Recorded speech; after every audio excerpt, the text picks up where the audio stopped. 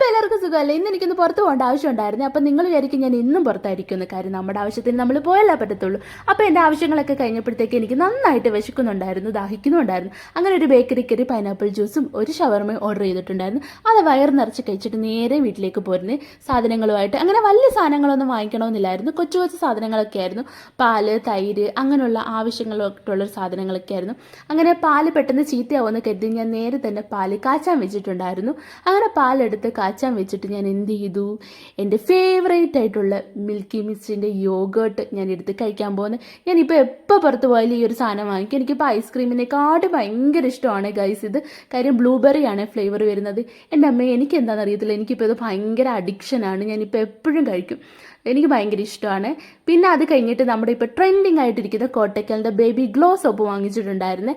അപ്പോൾ ഞാൻ ഇത് ഉപയോഗിച്ചിട്ട് നിങ്ങൾക്ക് ഇതിൻ്റെ റിവ്യൂ ഞാൻ പറയുന്നതായിരിക്കും. അപ്പോൾ ഇന്നത്തെ വീഡിയോ ഇത്രയുള്ളൂ. ബൈ.